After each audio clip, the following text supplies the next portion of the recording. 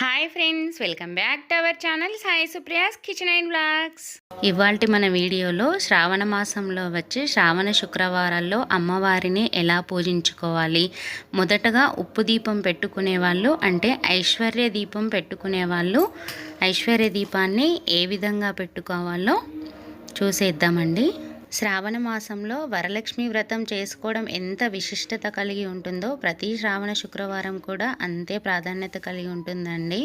అయితే మనకు శ్రావణ మాసంలో వచ్చే శుక్రవారాల్లో అమ్మవారిని పూజించి ఉప్పు దీపం పెట్టుకోవడం వల్ల ఎలాంటి ఆర్థిక సమస్యలున్నా, ఆరోగ్య సమస్యలున్నా, ఇంట్లో నెగిటివ్ ఎనర్జీ ఏదున్నా తగ్గిపోయి శాంతి చేకూరుతుందని చెప్తుంటారండి. లక్ష్మి అంటే కేవలం ధనం మాత్రమే కాదు కదండి, సంపూర్ణ ఆరోగ్యం కూడా ఐశ్వర్యమే. విజయం ఐశ్వర్యం, ధైర్యం ఐశ్వర్యం. ఎంత ధనమున్నా ఆరోగ్యం బాగుంటేనే దాన్ని ఎవ్వరైనా అనుభవించగలరండి. అయితే ఈ ఉప్పు దీపాన్ని వెలిగించుకునేవారు ఏవైనా కోరికలుంటే సంకల్పం చేసుకుని అమ్మవారికి చెప్పుకోవాలండి. అలా కోరికలు ఏమీ లేవు అనుకునేవారు మోక్షం కోసం అమ్మవారిని ప్రార్థించుకోవచ్చు. ఈ పూజని మనం ఉదయం లేదా సాయంత్రం చేసుకోవచ్చండి. ఉదయం కుదరని వారు సాయంత్రం చక్కగా తలారా స్నానం చేసి పూజను ఆచరించవచ్చండి. ఈ పూజ కోసం మనకు ఉపవాస నియమం ఏమీ లేదండి. ఎవరి ఆరోగ్య పరిస్థితులను బట్టి వాళ్ళు చక్కగా పూజని చేసుకోవచ్చు. ఈ ఐశ్వర్య దీపం కొరకు మనము ఆవు నేతిని మాత్రమే తీసుకోవాలండి. శ్రావణ మాసం మొదటి శుక్రవారం కాబట్టి అమ్మవారి దగ్గర నిండుగా 2 గిన్నెల్లో పసుపు కుంకుమని ఏర్పాటు చేసుకోవాలండి. అమ్మవారి విగ్రహం ఏదైనా ఉంటే పూజలో సమకూర్చుకోవాలి. అమ్మవారికి ఇరువైపులా గజరాజులను ఏర్పాటు చేసుకోవాలి. గజరాజులు అంటే ఏనుగులండి. ఏనుగులు కంపల్సరీగా అమ్మవారికి ఇరువైపులా ఉండాలి. ఎందుకంటే అమ్మవారు పాల సముద్రం నుండి ఉద్భవిస్తున్నప్పుడు ఏనుగులు అమ్మవారికి అభిషేకం చేస్తూ స్వాగతం పలుకుతాయంటండి. అలాగే అమ్మవారికి పరమాన్నం మరియు ఆవు పాలను నైవేద్యంగా పెట్టుకోవాలి. మన శక్తానుసారం అమ్మవారికి 5, 11, 9 ఇలా యాలకులను తీసుకొని మాలగా కుచ్చి అమ్మవారికి వేసుకోవాలండి.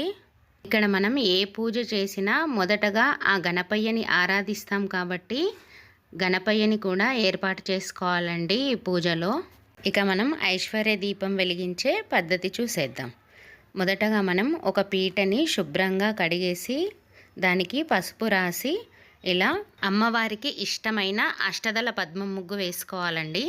ఉప్పు దీపం కొరకు ఇలాంటి ఒక పెద్ద సైజు దీపెంతను తీసుకొని దాన్ని కడిగేయాలండి. శుభ్రంగా కడిగేసాక కొంచెం ఆరిన తర్వాత పసుపులో కొంచెం వాటర్ వేసి దీనికి మొత్తం పసుపు రాసేసుకోవాలండి. ఎక్కడ కూడా గ్యాప్ లేకుండా మొత్తం పసుపు రాసేసుకోవాలి.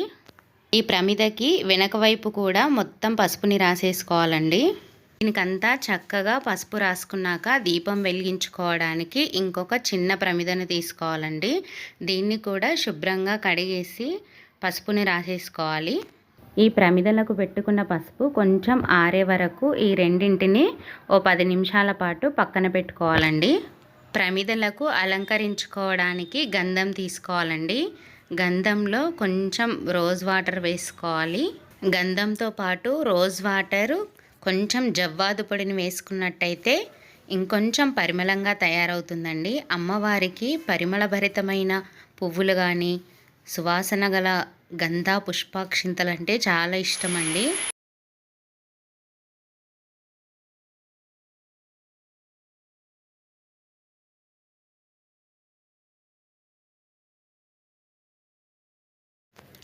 పరిమళభరితమైన గంధం, పసుపు, కుంకుమలతో మనం పసుపు రాసి ఉంచుకున్న దీపంతలను చక్కగా అలంకరించుకోవాలండి. 5 వైపులా పసుపు, కుంకుమ, గంధంతో బొట్లు పెట్టుకోవాలి. 2 ప్రమిదలకి కూడా పసుపు, కుంకుమ, గంధంతో అలంకరించుకోవాలండి.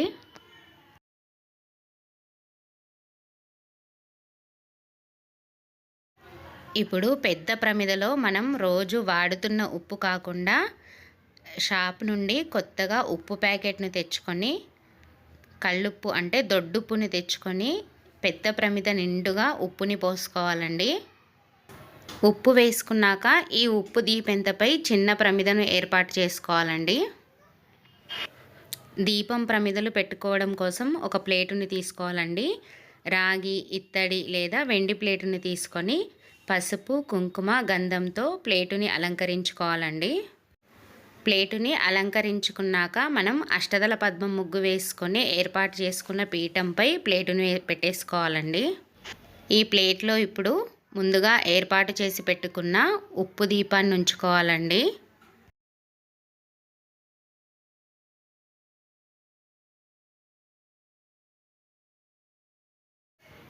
దీపపు కుందిలో 2 వత్తులను ఒకటిగా చేసుకొని నేతితో తడిపి వేసుకోవాలండి. ఉప్పు దీపం యొక్క ప్లేటుని చక్కగా పూలతో అలంకరించుకోవాలండి. అమ్మవారి నివేదన కోసం నీటిని కూడా ఏర్పాటు చేసుకోవాలండి. ఉప్పు దీపం, అమ్మవారి విగ్రహం ఇవన్నీ అలంకరించుకొని ఇలా ఏర్పాటు చేసుకున్నాక ముందుగా మనం 2 దీపపు కుందులను పెట్టుకొని దీపం వెలిగించుకోవాలి.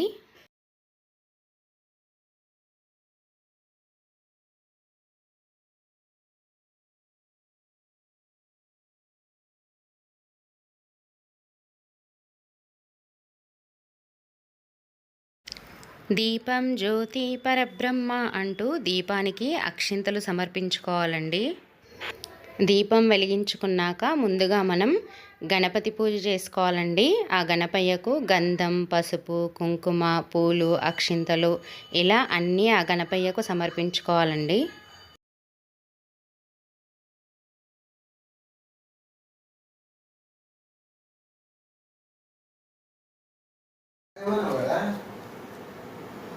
ఇలా ఇచ్చిన 25 గ్రాములకి నచ్చినాయి.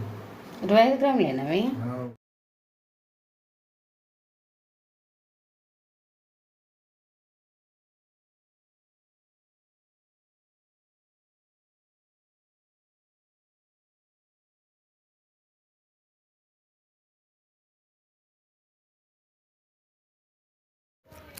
గణపతిని పూజించుకున్నాక అమ్మవారికి కూడా పసుపు, కుంకుమ, పూలతో అలంకరించుకోవాలండి.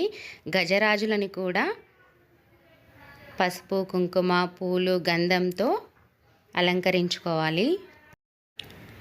అమ్మవారు మందార కుసుమ ప్రియ కాబట్టి మనకు దొరికితే కనీసం ఒక్క మందారం పువ్వునైనా అమ్మవారికి సమర్పించుకోవాలండి.